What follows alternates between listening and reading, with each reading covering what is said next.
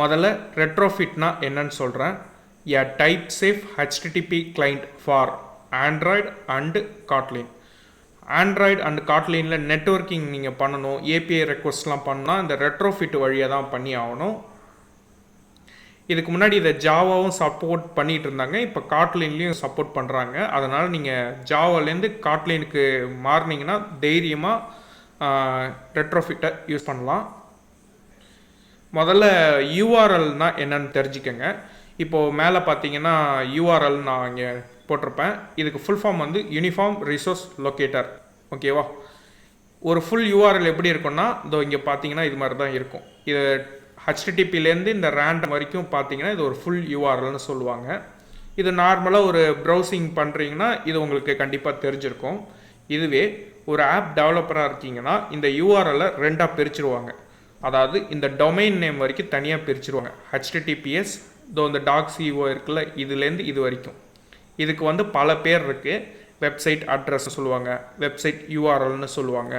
ஆனால் correct technical டேர்ம்னு பார்த்தீங்கன்னா டெவலப்மெண்ட்டுக்கு base URL. ஏன்னா இதை பேஸ் பண்ணி தான் நாம் ஏபிஐ ரெக்வஸ்ட் பண்ண போகிறோம். அப்புறம் இந்த சிஓ இருக்குல்ல, இது வரைக்கும் நாம் தனியாக பிரித்தாச்சா. இது இங்கே பார்த்தீங்கன்னா இந்த ஸ்லாஷ்லேருந்து தனியாக பிரிப்பாங்க. இதுக்கு என்ன பேர்னா ரிலேட்டிவ் பாத்துன்னு பேர், ரிலேட்டிவ் யூஆர்எல்னு பேர். ஆனால் கரெக்ட் டேர்ம் வந்து பார்த்தீங்கன்னா ஏபிஐ ரவுட். இது வந்து எல்லா எக்ஸ்பீரியன்ஸ் டெவலப்பருக்குமே தெரியும். புது டெவலப்பராக இருந்தால் தெரிஞ்சுக்கங்க. நீங்கள் இது மாதிரி தனித்தனி பிரித்து ஸ்டோர் பண்ணும்போது என்ன நடக்கும்னா நீங்கள் வந்து ரெக்வஸ்ட் கொடுக்கும்போது இது ஃபுல் யூஆர்எல் தான் போகும். இப்போ நம்ம ஒரு ஏபிஐ கால் பண்ணுறோம், பிரச்சனை இல்லை. உதாரணத்துக்கு பல ஏபிஐ ரவுட்டு நீங்கள் கால் பண்ணணும் அப்படின்னா இந்த குறிப்பிட்ட இந்த ரவுட்டை மட்டும் நீங்கள் மாற்றினாலே போதும், பேஸ் யூஆர்எல் அப்படியே இருக்கும். இந்த பெனிஃபிட் வந்து ரெட்ரோஃபிட் நம்மளுக்கு தரும். இது புரியலன்னா நீங்கள் புரிஞ்சுப்பீங்க. இந்த ரெட்ரோஃபிட்டில் தொடர்ந்து ஒர்க் பண்ணும்போது உங்களுக்கு இதோட கான்செப்ட் டீப்பாக புரியும். ஃபஸ்ட் டைம் பார்க்கும்போது கொஞ்சம் புரியாத மாதிரி தான் இருக்கும், ஏன்னா எனக்குமே அப்படி தான் இருந்தது.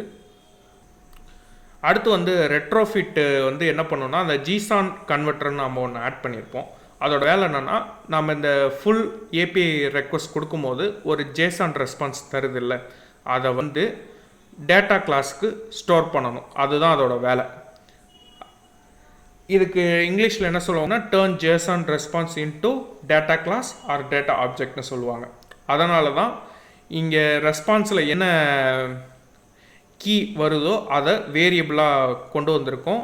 ப்ளஸ் ஜிசான் வந்து நம்ம அந்த வேரியபிள் நேமை நம்மளுக்கு ஏற்ற மாதிரி ரீநேம் பண்ணிக்கிற ஃபீச்சர்லாம் கொடுத்துருக்கு. அதனால தான் சீரியலைஸ் நேமில் மெசேஜ் கொடுத்துட்டு நாம் ஆப்பில் என்ன யூஸ் பண்ண போகிறோன்னா யூஆர்எல்னு யூஸ் பண்ண போகிறோம். ஓகே, ஓரளவுக்கு உங்களுக்கு ஜேசான் ரெஸ்பான்ஸு அப்புறம் ரெட்ரோஃபிட்டோட பர்பஸ்லாம் உங்களுக்கு புரிஞ்சிருக்கும்னு நினைக்கிறேன். இதுக்கப்புறம் நிறைய ஆண்ட்ராய்ட் பேஸ்டு ப்ராஜெக்ட்ஸ்லாம் போடும்போது இன்னும் கொஞ்சம் நான் டீப்பாக எக்ஸ்பிளைன் பண்ண ட்ரை பண்ணுறேன். இந்த வீடியோ பொறுமையாக பார்த்ததுக்கு ரொம்ப நன்றி.